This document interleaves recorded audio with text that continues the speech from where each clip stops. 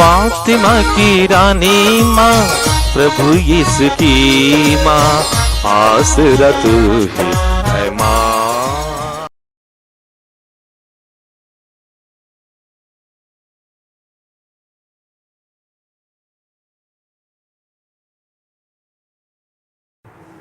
पहला पाठ इफिसियों के नाम संत पौलुस का पत्र, अध्याय 5, पद संख्याएं 21 से 33 तक।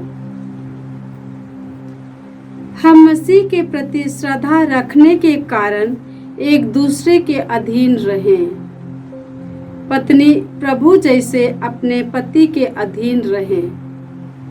पति उसी तरह पत्नी का शीर्ष है, जिस तरह मसीह कलीसिया के शीर्ष हैं और उनके शरीर के मुक्तिदाता।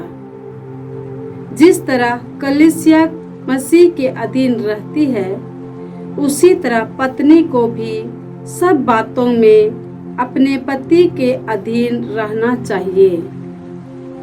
पतियों, अपनी पत्नी को उसी तरह प्यार करो जिस तरह मसीह ने कलीसिया को प्यार किया है।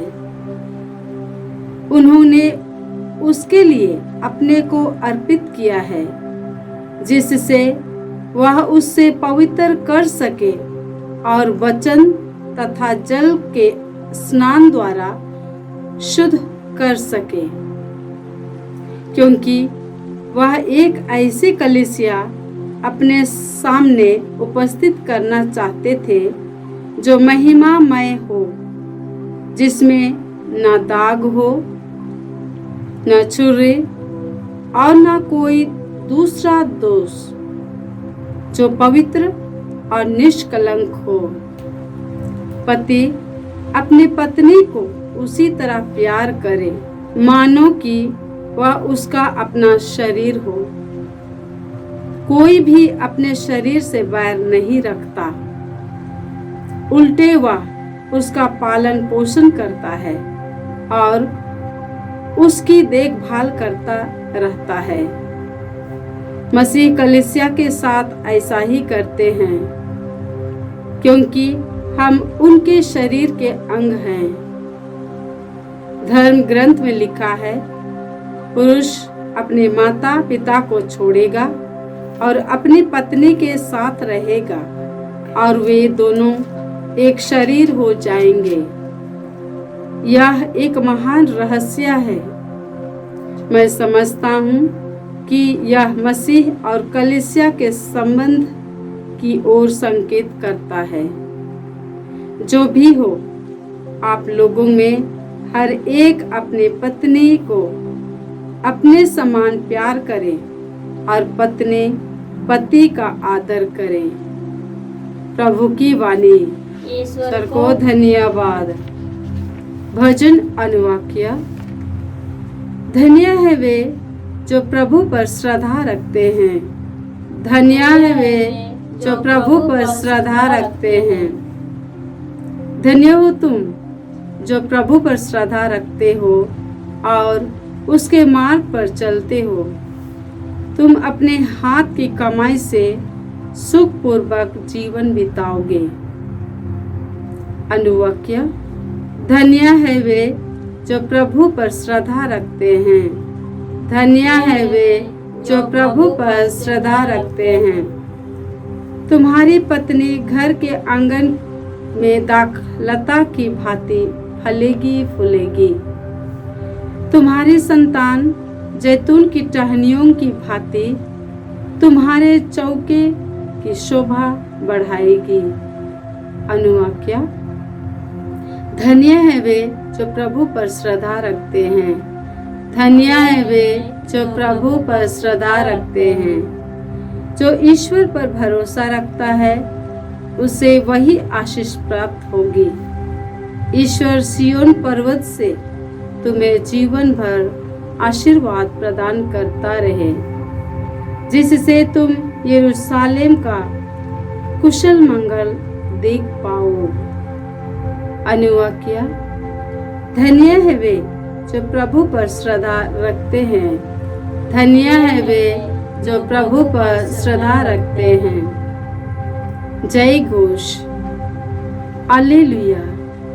हे पिता, हे स्वर्ग और पृथ्वी के प्रभु, मैं तेरी स्तुति करता हूँ, क्योंकि तूने राज्य के रहस्यों को नीरे बच्चों के लिए प्रकट किया है। हालेलुया। प्रभु आप लोगों के साथ हो और आपकी आत्मा संत के साथ। लूकस के अनुसार प्रभु यीशु ख्रिस्त का पवित्र सुसमाचार। हे प्रभु तेरी महिमा हो।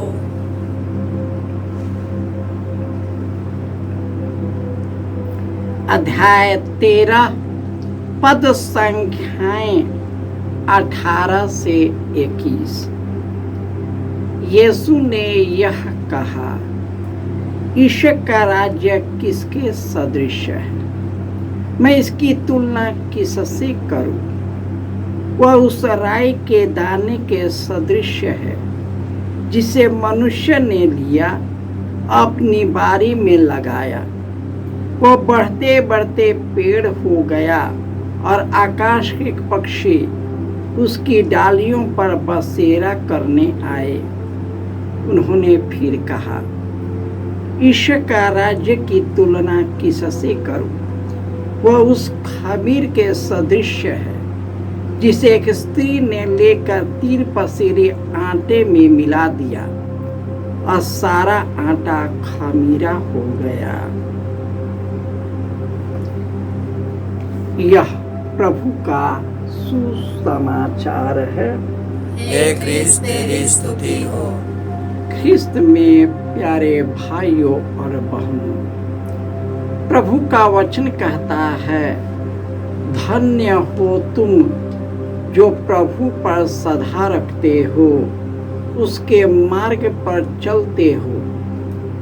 तू अपने हाथ की कमाई से सुखपूर्वक जीवन बिताएगा। तुम्हारी पत्नी घर की आंगन की दाखलता की भांति फलेगी फूलेगी और तुम्हारी संतान जैतून की टहनियों की भांति तुम्हारे चौके की शोभा बढ़ाएगी। जो ईश्वर पर भरोसा करता है उसे यही आशीष प्राप्त है। वह हमें जीवन भर आशीष प्रदान करता है। और जो ईश्वर को प्यार करता है और उसके विधान के अनुसार बुलाए गए हैं, ईश्वर उनके कल्याण के सभी बातों में उसकी सहायता करता है। इसलिए परिवार की बुनियाद यही है कि पति पत्नी एक दूसरे को उसी तरह प्यार करें जिस प्रकार यीशु ने हम सबों को प्यार किया है। और उन्होंने हमें इतना प्यार किया है कि अपने आप को क्रूस के बलिदान में अपने को बलि कर दिया है। इसलिए एक दूसरे को प्यार करो। पति अपने पत्नी को प्यार करे, उसे रिझाया न करे।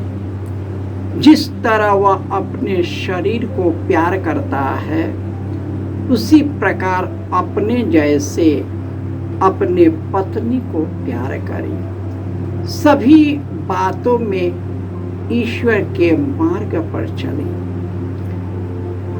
पति पत्नी के बीच में और बच्चों के बीच में ईश्वर की उपस्थिति बहुत जरूरी है।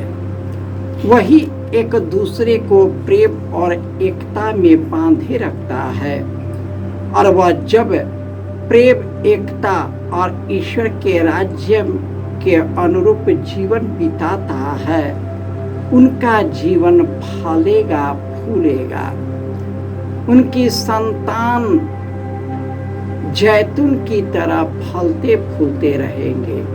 उसका घर भरा पूरा रहेगा ईश्वर उसे अपने आशीर्वाद से अभियंजित करेगा। उनका बाल बच्चा भटकेगा नहीं, वह भी ईश्वर की प्रेरणा से वह ईश्वर के कार्य में अपने जीवन को समर्पित करेगा। और जब परिवार में समर्पण की भावना होता है, पवित्रता और निष्कलंक हृदय से एक दूसरे को जीने लगते हैं, वह परिवार पवित्र परिवार बनता है। जिस प्रकार बालक यीशु, माँ मरियम, संत जोसेफ जो एक दूसरे के प्रेम से, ईश्वरीय कृपा से भरपूर थे, उन्होंने एक सुखद परिवार का निर्माण किया। तीनों एक दूसरे से जुड़े थे और तीनों एक दूसरे का आदर करते थे, एक दूसरे को समझते थे। कठिनाई और विषम परिस्थितियों में भी एक दूसरे के साथ ईश्वर के मार्ग पर चलते थे और ईश्वर जो भी कहते थे वे तीनों उसका पालन करते थे। इसलिए कलीसिया ने उसको पवित्र परिवार के रूप में स्वीकार किया है कि हम भी उसी के मार्ग पर चलकर हमारा परिवार सुंदर परिवार बने और इसी सुंदर परिवार में सुंदर कलीसिया का निर्माण कर सके। जय यीशु।